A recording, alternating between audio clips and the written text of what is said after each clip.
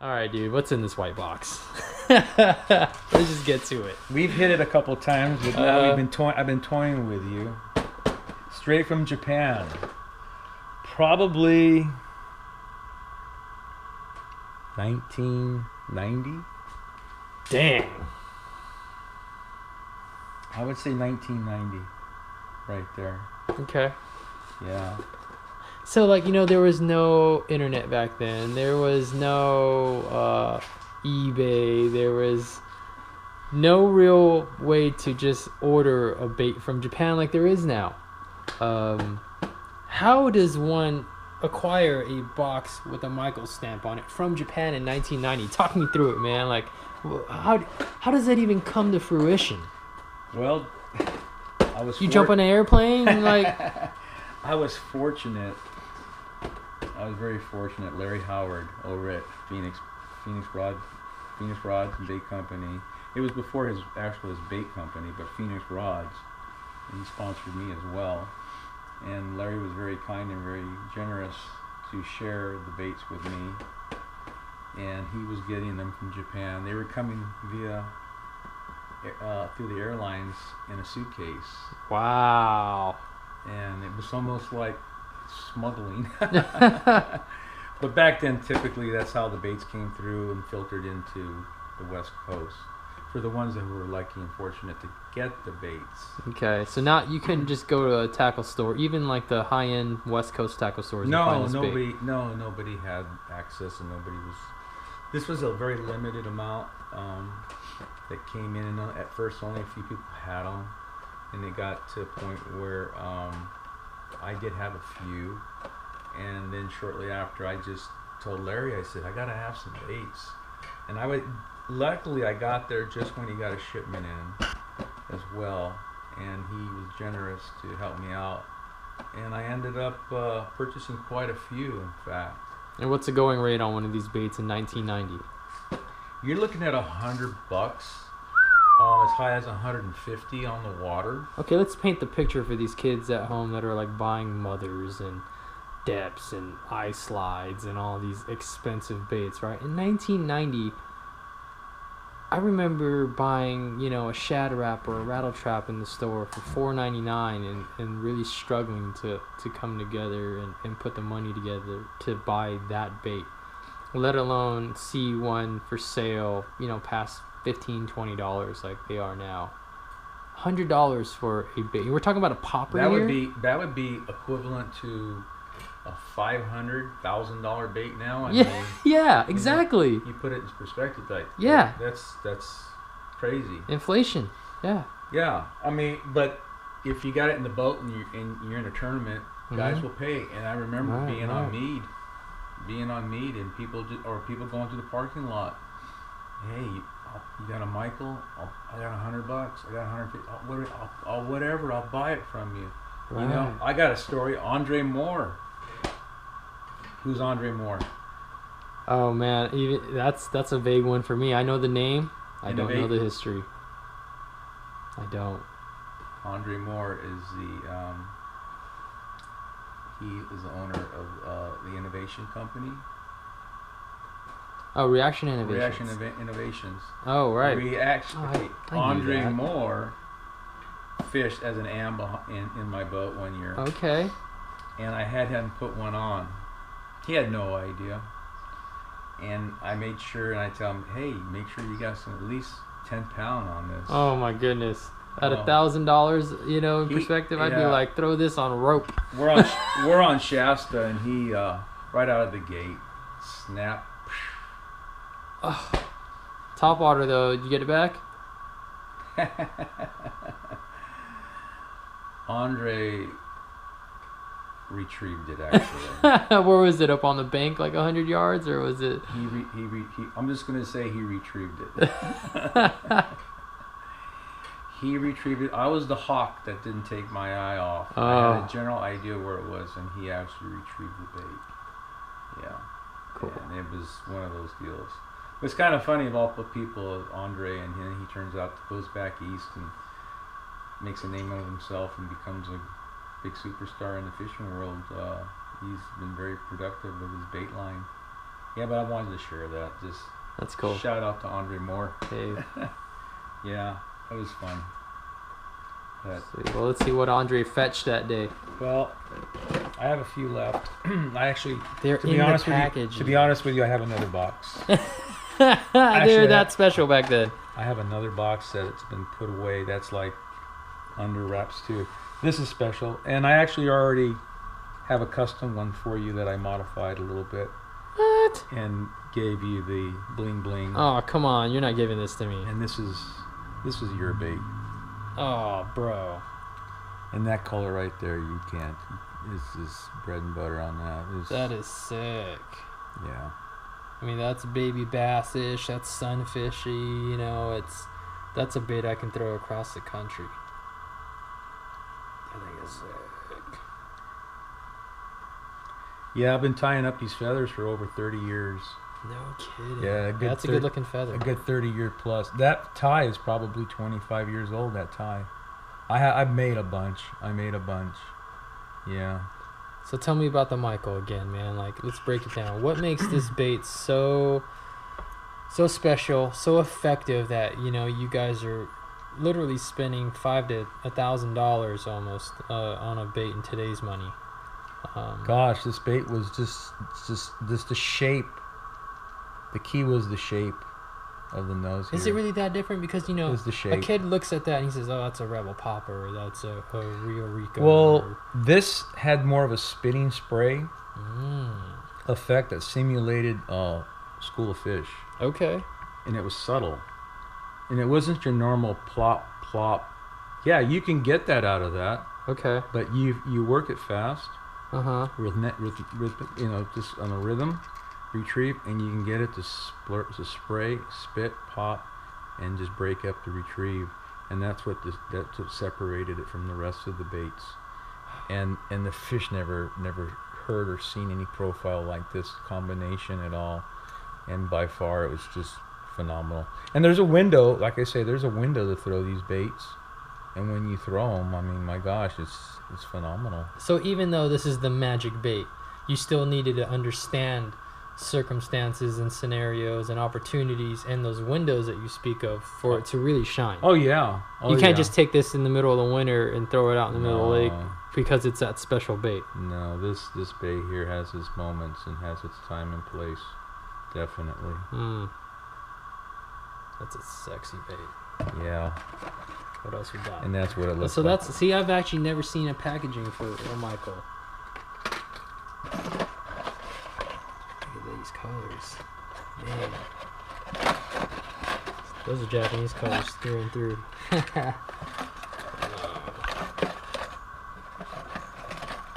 I have probably 6 other colors in another box that I have. So those are just duplicates in there? Yeah, Backups? these are duplicates in here. Okay. But this box here was my fishing box that I was actually going to be using. And the other ones that I have, I saved them, and I have another box. Actually, I hope it's a full box of other colors as well. Yeah. That's amazing. Yep. If you doubted it, straight out of Japan. In fact, yeah, never hit the stores. I've never seen them in stores. Never made it to the stores. They were out a short time, and then actually Murray eventually started the Rico company. His company was doing the Rico, his takeoff from this of the Rico, and the Rico's a good bait too, an Right. exceptional bait, the Rico. And Murray followed through with that as well. Great. This is what I'm looking for. You know, here's dogs. That's awesome. Here's the right. Yeah, this bay here on your travels and all the bodies of water you go, you're gonna have some fun with that, Oliver. Oh, brother, we had honestly the most amazing topwater smallmouth fishing of my life. Looking forward to doing that trek again. Oh, we'll kill it. We'll smash it. And then you're gonna call me one day. Hey, I need another one. I'm just gonna have you bring it with you, because who wants to see Kelly pulling on a big smallmouth on a Michael? Oh my I know I do. gosh. Oh, Taking this back east, my gosh, there's so many places. I take this up into the Rainy River up north too, and fish it up in the Canada. Take it into Canada. Oh my gosh, they haven't seen this. Nope. We're trying to get up into Canada next season. Oh, that's the plan. God's country. Yeah. How does this thing stack up to the other topwater bait that I've also heard about growing up? The Ichiban minnow. Remember that thing? That was a topwater popper. Yeah. That guys are spending $150, $200 on. Is that or was it the Balsa Pro? I might be getting confused. They had the ball. In fact, I just threw a Balsa Pro I've had for 25 years. Went out to Canada a few weeks back. Had it on the wrong rod. I had to load it up and have to take 3 feet of line off the rod tip. I smacked it right into my fish finder. No. Yeah, so I gotta do a little repair work on it. But never got to really fish it. I saved it for all these years and see what happens. Yeah, but those are special baits. Those balsa baits, same thing here. You know, these aren't injected baits. They're not injected. Really? I believe. No, I'm sorry. Yes, they are injected baits. They are. Okay, as you can see, the 2-piece seams. Yes, they are. They are injected. Awesome. Hard baits and reaction style stuff. I see a little bit of new technology here. You got hanging with the Alabama rig, which came into prominence 10 years ago or so. But let's take it way back, right? West Coast, Southern California, Clearwater, Finesse, light line, hand pours. And that's something I hardly, if ever, see on a tackle store as I travel the country, is a hand poured plastic worm, man. Like, what's a skinny on that? These kids don't even know what that is. A robo worm might be the closest thing that I've seen. But I see these like boxes here that are caked in salt, colors that I never see on a store shelf anymore. No, you won't. Look at the smile at it. You got just looking at this stuff. No, you won't. Man.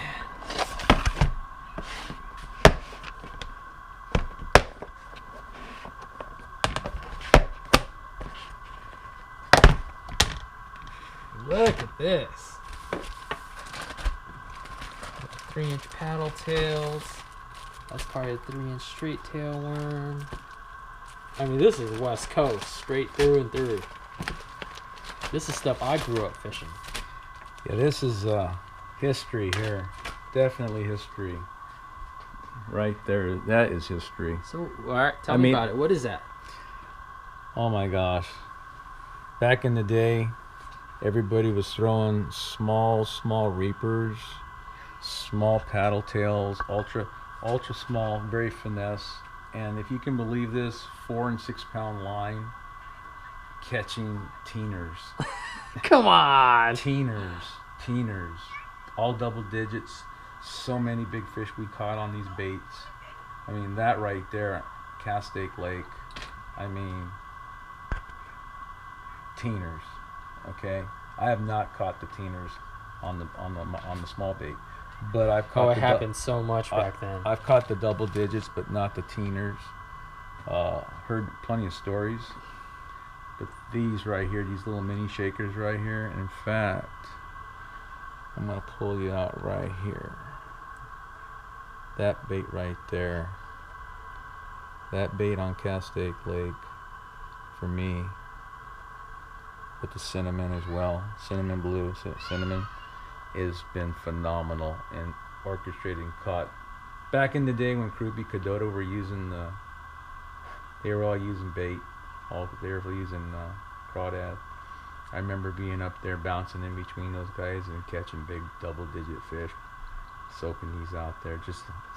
I used like everybody else was doing a split shot. I was doing a modified Finesse Carolina rig that I was doing 30 years ago. Wow. I believe I was doing it before Lonnie Stanley. Okay. a real modified ultra small Carolina rig micro, because using light line, I always wanted an inline. No, I didn't want to frame my line. I put a small swivel, small weight, and finessed it, and it was very versatile. And I bounced back and forth from throwing mini shakers, 3-inch worms, to be honest with you, throwing the paddle tail. And the paddle tail right here, to be honest with you, for me, this was money. This bait right here, I took all up and down the western United States and made nothing but money on this bait right here. Wow. Yeah. And split shot for the most part? Like I say, I didn't do the split shot. Oh, the modified? Mine was a modified scaled down Carolina rig. Okay. But I used the Mojo, the Mojo slip sinkers back then. Yeah. When they came into play, I used the Mojo slip sinkers. Everybody else was using the rubber band to actually fix it, but I made it so it was slidable, and I'd be able to adjust my leader. Okay, so you put your own twist on that rig. Yeah, and I did it so I would be able to have it free swim and not be restricted by having a fixed weight. And I was able to adjust and use different baits, because some would spiral, some would twist your line. Okay. And even the paddle tails sometimes would twist your line. So having the inline barrel swivel was the key for me as well, to keep the bait more natural and subtle. The technical aspect. That was that's a little tip right there, is an inline barrel swivel. That was the deal, for finesse fishing. And to this day, I'll still do it. Yeah. Yeah. It's awesome that you bring this stuff out and talk about this, because just 4 or 5 weeks ago on my northern swing through smallmouth country, man, they stopped biting the swim bait. And I'm talking about a small swim bait in this case, but the wind got really bad. Rainy, it's hard to maintain position on my area, and I was like, you know what? I need to drag a slip shot rig on these fish. And I did it with a little 2.8-inch Hazadong shad, which is, right in the same size class as some of this stuff. And man, we got some big, beautiful smallmouth fishing, a technique that I know nobody's ever done out there. Exactly. That's the thing. When you go back east, the exposure of what we can show, presentations, baits and what have you, they never seen it before. You can turn an average day over there into an exceptional day by just showing what we have, that we do out here, and bring it back there. I found that out back in the late 80s, going back there myself, and I will be going back next year. I'll have my stories next year. That's it, man. So what's up with all the salt? I see you wiping your hands. Oh, man. What's that all about? Yeah, I'll tell you what. These are all California worms here. Okay. And these are all coated, saturated with salt. And my gosh, more salt the better. And they float. They just seem to have been just really, really good quality baits. And the fish do not let go. Tell me the differences between what a hand pour is and these injected plastics that dominate the market still. Well, the hand pours back then were custom, unique color lines that each company or individual, whoever was making them, would have their product line of colors specifically done for each region of geographic lakes. And they would have certain colors that would be the dominant colors they would have. And then they would make colors for Lake Mead, the guys who went out to Lake Mead or fished the Colorado River. And then they had our local water, local color lakes. And there's some lakes like Paris. You got Paris Pudding Stone. Yeah, well, you know what you're going to do? There it is. Here's what you're going to do. I've heard that color being called a multitude of things. What do you call that color? I just call it purple blue neon. Okay. Yeah. I'll just call it purple blue neon. I'll call it that way. Just call it that. And it's just a staple. It's just a good color, all around color. This is, to me, I poured this one up myself, actually. I remember I poured this one up. George would let me pour up some baits, so I put a little bit of flake. I put a little twist to it, and I put a little red in there and made a little crawdad, more of a crawdad appealing color tone to it. Yeah. So how confident do you feel about taking these out to any of these lakes now and catching fish on them? Oh yeah, I'm limited on what I have, so I just utilize, the baits now and then here and there in between. So you're telling me you don't have to use the latest, trendiest bait out on the market that everybody else is fishing to be successful? Negative. You don't have to do that. You can just resort back to the old basic principles and just go out and have fun and go back to what you know that works. A bass is a bass, you know? And they don't see these colors. No, they don't. They don't see a lot of these colors that are on the walls at a lot of tackle stores. They don't have all these colors. And just they don't have the salt content either. You know, the salt content, my gosh, is phenomenal. And I mean, come on, look at that. That's sick. I don't care if it's 2 pounds or 15 pounds. They're gonna eat that. You know. These. Oh, look at that one. Look at this. I mean, when you're. A little micro purple flake in that smoke. You know. This is taking me down memory lane, man, because you know the tackle shops here in Southern California were pretty much full of all the local hand pour companies that were literally pouring them out of beakers into their molds by hand. Yeah, and finishing it off with the salt on the flat side. I don't think people across the country and even the younger guys on the West Coast realize how different the scene was back then. No. Like at Turner's as a kid, I'd go down one aisle of plastics and one entire side would be all Berkeley Power Worm stuff. And on the other side, it was all this California Customs, JB worms, Bonsai, American Fishing Company, Right. you know, all the smaller hand pour stuff. And everybody had their own little unique molds and twists on it, but like the color schemes were pretty much really similar. You know, I see this color selection, and I can see a similar color selection amongst all those brands. This is what started it all. This is the base colors. A lot of this here is the base colors is what evolved into all the other companies to this day. Mm-hmm. Even in the robo stuff. From what we, there you said it right there. You know, it all started back in the days of the hand poured custom baits to now the high production baits that are out there and injected baits that are out there that are basically a takeoff of what these are. I remember their slogan when they first came out was hand poured by robot, because it was such a key to be fishing a hand poured worm versus an injected worm back then. Yeah. Robo's a great product. They're a great product. You know, they fished a lot better before they went national. Now everybody in every household has a robo worm. Yeah, a little conditioning is going on out there now. Yeah, accessibility. Everybody can get the baits and stuff like that. So before, you know, when we were fishing the hand pours, there was limited availabilities on a lot of stuff too. Because it was probably like man's jelly worm stuff back then, right? Gosh, you weren't even born. I wasn't. Man's jelly worms, I'll tell you, They made a little bit of a resurgence lately, yeah, man. They made a great product back then, and they were ahead of their time as well too. Definitely, yeah. But I could totally see how that transition happened from like those big, hard, injected plastics to, you know, this really finessey, detailed, real subtle color changes, and how that would affect the fishing, you know, in a very positive manner. There's an example of a supple, soft plastic bait. You guys kidding me right now?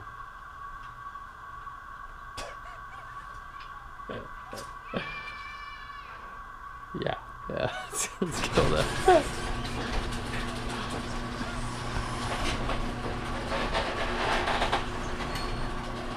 If it's not leaf blowers, it's 3-year-old. Let's see. Oh, there you go. All right, man. What do you got in your hands there? I'll tell you what. This is a color. Everybody knows this color right here. It's the green weenie, and that's green weenie red flake. And this is one of the old school green weenies from way back when. Wow, look at the layers in that. And I can tell there's been a little bit of bleeding over the years on that bait from the flake. Yeah. But I could still see the green translucency there, and the base layer, and the top layer. So those guys with the injects back then couldn't get that effect, right? No. This here is all custom, very unique it's a 2-pour process, and salt is all through the whole back of the worm, not just the head, but go through the whole worm. And the salt actually. So tell me about the salt. What does the salt do? The salt actually, any living, breathing creature bleeds, has salt in. There's salt in the blood. There's salt in the body, and anything natural has that saltiness to it, and keeps them holding on to the bait longer when they bite into it. And in the release of the salt, as you fish it, and the further you scratch the bait, this is one thing about these worms I love about them, is that you can just keep scratching into the worm, and as you fish it, as you fish this worm, you can take it and just rub it a little bit, just to expose a cavity and bring out a little more salt content, and that's important too.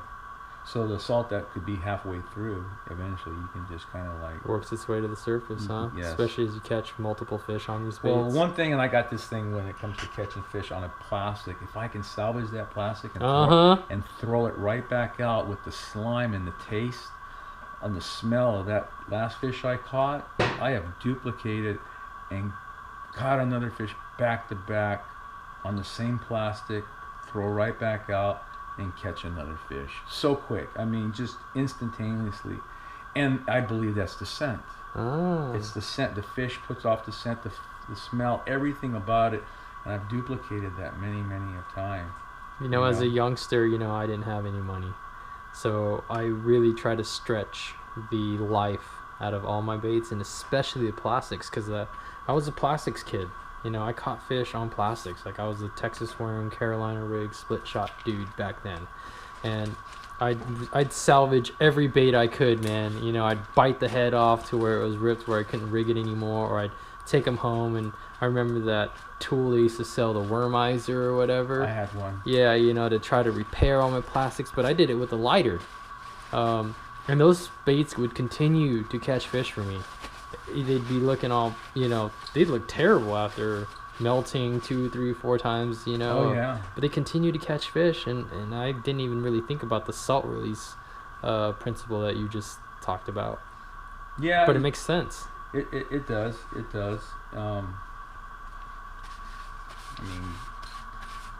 I have more confidence with a salt plastic on a bait, 10 times more confidence on it. But then there are some baits out there that they put the scent in the plastic too, as well. Okay. I was a big follower back in the day too, using bang spray. I used the bang spray, and complemented these baits as well with bang spray, and I did Bang that. craw was my deal back in the day. And I'll tell you, I did most of my fishing with the plastics with bang spray in a Ziploc bag. And my gosh, I'll tell you, to me, the confidence level that I had with that was really good, and I did that for many years. Now I don't really do a lot of it too much. I've carried over and used other scents from time to time. I believe it'll help you if in cases where they'll hold when the bite's tough. I believe that's where it's really going to truly shine. And I know one thing as far as like jigs, fishing jigs. I like definitely scent with jigs, just for them to hold on to that jig a little bit longer, And sometimes, you saturate it enough. Sometimes the scent disperses in the water, and it could to me it could possibly trigger a bite. I mean, an actual feeding frenzy of multiple fish that are going to come back, and you keep working the same area, and you'll get back-to-back bites using scented baits as well. Definitely. That's awesome. So so for these young kids that might not have tried fishing this finesse stuff, because it's not as glamorous, right, as a topwater or a jerkbait or a swim bait. What's a simple rig that you suggest to them starting off with? Because that's what I started off doing. Little 4-inch worm. I would just keep it small and simple. I'm a big fan of ringworms. It's a versatile bait that you can work it on the bottom.